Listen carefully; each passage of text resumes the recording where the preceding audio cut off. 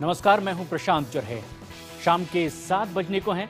क्या कुछ हुआ है दिन भर देश में, देश दिन भर लेकर हम हाजिर हैं। कुछ अहम खबरें जो हम सबसे पहले आपको बताएं। आज प्रधानमंत्री और राष्ट्रपति ने छात्रों से सीधी बात की है। क्या कुछ हुआ पाठशाला में, विस्तार से ये खबर हम आप तक पहुंचाएंगे। वहीं शीना मर्डर केस में इंद्राणी, उनके पति पीटर मुखर्जी और 2 पूर्व पतियों से भी गहन पूछताछ हुई है और कुछ सनसनीखेज खुलासे भी इसमें हुए हैं। क्या खुलासे हुए, विस्तार से देश दिन भर में देखिएगा। वहीं अहम खबर बिहार से भी, जहां पर चुनाव से पहले महागठबंधन की दरार को पाटने की कोशिश हो रही है। मुलायम ने महागठबंधन के साथ चुनाव में जाने से मना कर दिया, लेकिन मान मनोबल की बात कहां तक आगे बढ़ती जा रही है, ये खबर भी विस्तार से हम आप तक पहुंचाएंगे। वहीं बात अगर दिल्ली के औरंगजेब रोड के नाम बदलने की करें तो ये मसला अब विवादों में तेजी से घिर रहा है। इस पर सियासत हो रही है। कहां तक ये सियासत पहुंच चुकी है, ये खबर भी आप तक विस्तार से हम पहुंचाएंगे। वहीं मुजफ्फरपुर में एक सिरफिरे ने 5 लोगों को मौत के घाट उतारने के बाद खुदकुशी कर ली। पूरी घटना क्या कुछ हुई है, ये हम आपको बताएंगे विस्तार से। वहीं जयपुर में ओला कैब के ड्राइवर पर लगा है छेड़खानी का आरोप। किस तरह से ये प्रकरण आगे दर्ज किया गया है, ये खबर विस्तार से हम आप तक पहुंचाएंगे। लेकिन सबसे पहले बात पीएम मोदी की पाठशाला की। शिक्षक दिवस से एक दिन पहले ही पीएम मोदी ने देश भर के स्कूली छात्रों से सीधी बात की है। उनके सवालों का जवाब भी दिया है, कुछ सुझाव भी दिए। सुबह 10 बजे पीएम मोदी देश भर के स्कूली बच्चों से मुखातिब हुए। उन्होंने तमिलनाडु से लेकर देश के अलग अलग राज्यों के छात्रों के सवालों के जवाब दिए। सर, मेरा आपसे यह प्रश्न है कि आपको क्या लगता है कि किसी विद्यार्थी के लिए सफलता की क्या रेसिपी हो सकती है? देखिए, सफलता की कोई रेसिपी नहीं होती और होनी भी नहीं चाहिए। ठान लेना चाहिए कि विफल होना नहीं है, और जो ये ठान लेता है कभी न कभी तो सफलता उसके चरण चूमने लग जाती है। एक कठिनाई रहती है ज्यादातर लोगों में कि एक प्रकार से अगर एकाध विफलता आई तो वो विफलता उसके सपनों का कब्रिस्तान बन जाती है। विफलता को कभी भी सपनों का कब्रिस्तान नहीं बनने देना चाहिए। एक्चुअली विफलता को हमें सपने पूरे करने के लिए सीख लेने का आधार बनाना, एक फाउंडेशन बनाना चाहिए, और जो विफलता से सीखता है वही सफल होता है। पीएम मोदी ने बच्चों के सवालों का जवाब दिया, उन्हें सुझाव भी दिए, लेकिन सुझाव अभिभावकों को भी दिया कि अपने सपने बच्चों पर ना लादें। लेकिन ऐसे में सफलता का मंत्र पूछा बच्चों ने पीएम मोदी से, क्या जवाब उन्होंने दिया, आप देखिए।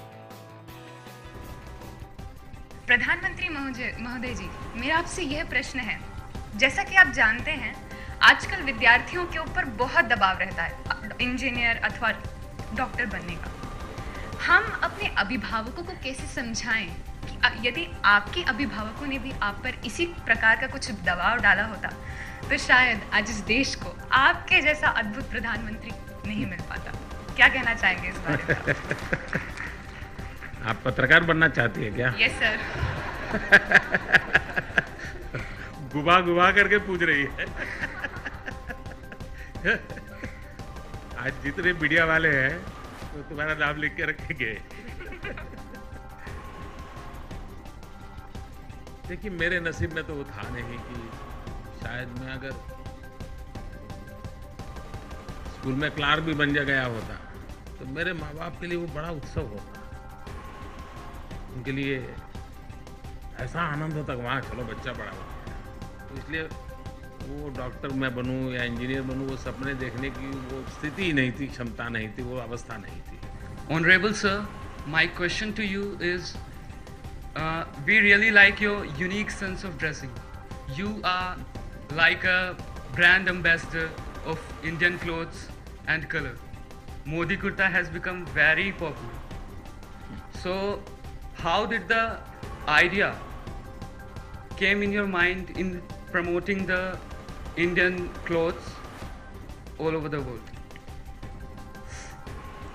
देखिए, ये कुछ बाजार में बड़े भ्रम चलते हैं कि मोदी का कोई फैशन डिजाइनर है, और मैंने देखा, मैं तो हैरान था, कुछ फैशन डिजाइनर भी खुद अपने आप को क्लेम करते हैं कि हम मोदी के फैशन डिजाइनर हैं। अब हम हर सवालों का जवाब कहाँ देते रहे तो हम कभी बोलते नहीं, लेकिन न मैं किसी फैशन डिजाइनर को जानता हूँ, न मैं किसी फैशन डिजाइनर को मिला। तो इस तरह से पीएम मोदी ने ही नहीं बल्कि राष्ट्रपति महोदय ने भी बच्चों की क्लास ली है, अपने जीवन के अतीत के कुछ पन्ने फेरे और उन्हें पढ़ के भी सुनाए। क्लास खत्म होने के बाद राष्ट्रपति प्रणब मुखर्जी ने अपनी क्लास शुरू की। उन्होंने बच्चों से कहा कि उन्हें वो मुखर्जी सर कहकर संबोधित करें।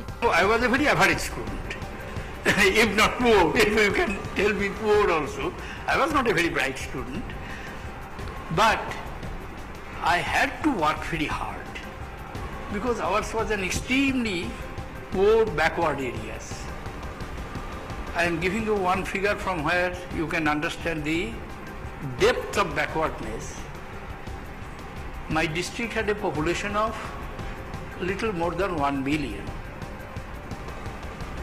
But there were only 14 high schools. लेकिन वहीं सरकार के मंत्रियों और आरएसएस के नेताओं के बीच 3 दिन चला मंथन भी खत्म हो गया है। इसमें आरएसएस ने सरकार के कामकाज से संतोष जताया, लेकिन खुद पीएम मोदी भी 2 घंटे 10 मिनट तक के इस मंथन में शामिल रहे। 2 दिनों तक दिल्ली में संघ और केंद्रीय मंत्रियों के अलावा बीजेपी के आला नेताओं की बैठक खत्म हो गई है। संघ के सह कार्यवाहक दत्तात्रेय होसबोले ने तमाम अटकलों पर विराम लगाते हुए कहा कि संघ मोदी सरकार के 14 महीने के कामकाज और उपलब्धियों से संतुष्ट है। उन्होंने साफ किया कि ये बैठक सरकार के कामकाज की समीक्षा नहीं थी, बल्कि उनको फीडबैक देने के लिए थी। भारत के लोगों के मन के एजेंडा को लेकर भारत के सरकार काम करे और नरेंद्र मोदी नेतृत्व की सरकार इस दिशा में आगे बढ़े, यही हमारी कामना है और काफी हद तक उस दिशा में वो जा रहे हैं। रिमोट कंट्रोल से सरकार चलाने के कांग्रेस के आरोपों पर संघ ने पलटवार करते हुए कहा कि जिनको रिमोट कंट्रोल से सरकार चलाने की आदत हो वो ऐसी बातें ना करें। कांग्रेस क्या कहता है इसको उत्तर देना संघ के वैसे तो कोई हमारे नहीं बनता है, तो इसलिए जिन्होंने रिमोट कंट्रोल के इतने चलाए हैं उनको कहने के नैतिक अधिकार भी नहीं है।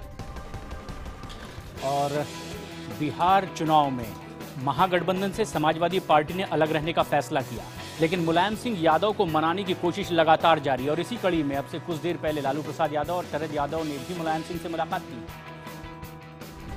गुरुवार को समाजवादी पार्टी ने साफ कर दिया था कि उनकी पार्टी बिहार विधानसभा का चुनाव महागठबंधन से अलग हटकर लड़ेगी। उनका कहना था कि 5 सीटें देकर उनको अपमानित किया जा रहा है। गठबंधन से अलग होने के बाद मुलायम सिंह यादव को मनाने की कोशिशें तेज हो गई हैं। आज लालू यादव उनसे मिलने मुलायम के घर पर पहुंचे। इसके पहले शरद यादव एक बार फिर से मुलायम के घर पर पहुंचे थे।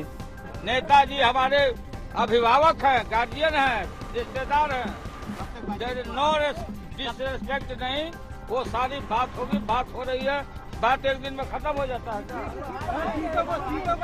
अरे मेरा सब सीधे नेताजी को है। उधर महागठबंधन में दरार पर एनडीए नेताओं की चुटकी जारी है। बीजेपी और उसके सहयोगी दल इसको बेमेल गठबंधन करार दे रहे हैं और कह रहे हैं कि अब गठबंधन होगा। अब मेन जो है झगड़ा होगा कि कौन सीट पर कौन लड़ेगा, ये मेन क्या कहते हैं, झगड़ा क्या कहते हैं कि होगा। और वो तक आते आते पता नहीं है कि कांग्रेस भी साथ में रहेगी कि नहीं। उधर बीजेपी नेता सुशील मोदी के पटना के घर पर बीजेपी के आला नेताओं की बैठक हुई, जिसमें भूपेंद्र यादव भी शामिल हुए। इस तरह से बिहार का चुनाव करीब है, अपने पराये हो रहे हैं, परायों को अपनाया जा रहा है, ये सियासी हलचल है। लेकिन सियासत औरंगजेब रोड के नाम को लेकर भी हो रही है, जो नाम बदला जा रहा है। आखिरकार ये मामला दिल्ली हाईकोर्ट तक पहुंच चुका है। बीजेपी के एक सांसद महेश गिरी की मांग पर एनडीएमसी ने औरंगजेब रोड का नाम बदलकर एपीजे अब्दुल कलाम रोड कर दिया। सरकारी महकमा सड़क पर लगे साइन बोर्ड को हटाता उससे पहले ही गूगल मैप ने ये कर दिखाया। गूगल जैसी तेजी ही विकिपीडिया ने भी दिखाई। कलाम के नाम पर औरंगजेब रोड का नाम किए जाने से दिल्ली के मुख्यमंत्री गदगद हो गए थे और ट्वीट भी किया था, लेकिन अब उन्हीं की पार्टी के विधायक अमानतुल्लाह खान को सड़क का नाम बदला जाना कबूल नहीं। 1975 का जो नोटिफिकेशन है वो ये कहता है कि आप किसी पुराने हिस्टोरिकल नाम को आप बदल नहीं सकते। अमानतुल्लाह ने इस मामले को लेकर केजरीवाल को चिट्ठी तक लिख दी है। सड़क के नाम बदले जाने का मामला कोर्ट तक पहुंच गया। दिल्ली हाईकोर्ट ने एनडीएमसी से पूछा है कि किस प्रक्रिया के तहत इसे बदला गया है। अदालत को इसकी जानकारी दी जाए। हालांकि दिल्ली हाईकोर्ट ने इस मुद्दे पर कोई भी अंतरिम आदेश देने से फिलहाल मना कर दिया है। याचिकाकर्ता ने अदालत से मांग की थी कि जिस तरीके से नाम बदला गया है वो गलत है और इसे रोका जाना चाहिए। अब अगली सुनवाई 22 सितंबर को होगी। और अब खबर शीना मर्डर केस से जुड़ी हुई। शीना मर्डर केस में पुलिस लगातार पूछताछ कर रही है। इंद्राणी मुखर्जी, उनके पति पीटर मुखर्जी और उनके और 2 पतियों से भी पूछताछ हो रही है। कुछ अहम और सनसनीखेज खुलासे इस पूछताछ में हो रहे हैं। आज मुंबई पुलिस ने इंद्राणी के तीनों पतियों से पूछताछ की। इसके अलावा इंद्राणी और संजीव खन्ना ने कई सनसनीखेज खुलासे किए। पूछताछ में यह खुलासा हुआ कि तलाक के बाद भी इंद्राणी और संजीव खन्ना के रिश्ते खत्म नहीं हुए। आमने सामने की पूछताछ में दोनों ने बताया कि तलाक के बाद भी इंद्राणी ने कई कंपनियों में उसको डायरेक्टर बनाया। सूत्रों के मुताबिक इंद्राणी की 5 कंपनियों में पीटर के अलावा संजीव खन्ना भी डायरेक्टर थे। पुलिस ने उसके बाद पीटर मुखर्जी से भी पूछताछ की। उधर मुंबई पुलिस की अलग अलग टीमें कोलकाता, गुवाहाटी के साथ साथ देश के अलग अलग शहरों में सबूत जुटाने में लगी हुई हैं। कल हुई आमने सामने की पूछताछ में संजीव और ड्राइवर श्याम दोनों ने इंद्राणी के सामने यह खुलासा किया था कि 24 अप्रैल 2012 को शीना का मर्डर करने के अगले दिन रायगढ़ में उसकी लाश को पेट्रोल डालकर जला दिया गया था। इंद्राणी की बेटी विधि भी आज खाट थाने पहुंची थी। पीटर जी, आप कुछ कहना चाहेंगे? पीटर जी, एक लाइन, पीटर जी, आप कुछ कहना चाहेंगे? पीटर जी, आप फाइनल के बारे में कुछ कहना चाहेंगे? पीटर जी। और अब खबर जयपुर से है, जहां पर ओला कैब ड्राइवर पर लगा है एक विदेशी लड़की से छेड़छाड़ का आरोप। फिनलैंड की इस छात्रा ने पुलिस में मामला दर्ज करवाया। जयपुर में फिनलैंड की एक 24 साल की छात्रा के साथ छेड़छाड़ का आरोप ओला कैब के ड्राइवर पर लगा है। पुलिस ने पीड़िता की शिकायत के बाद केस दर्ज कर आरोपी ड्राइवर को हिरासत में ले लिया और कैब जब्त कर ली। पुलिस आरोपी से पूछताछ कर रही है। पीड़िता ने लिखित शिकायत में बताया कि गुरुवार रात को जयपुर के एक होटल से देर रात पीजी गेस्ट हाउस जाने के लिए उसने कैब बुक की थी। रास्ते में ड्राइवर ने कार में छेड़छाड़ की और मैसेजेस भेजे। पीड़िता जयपुर की एक मार्केटिंग कंपनी में इंटर्नशिप के लिए 1 महीने पहले आई थी।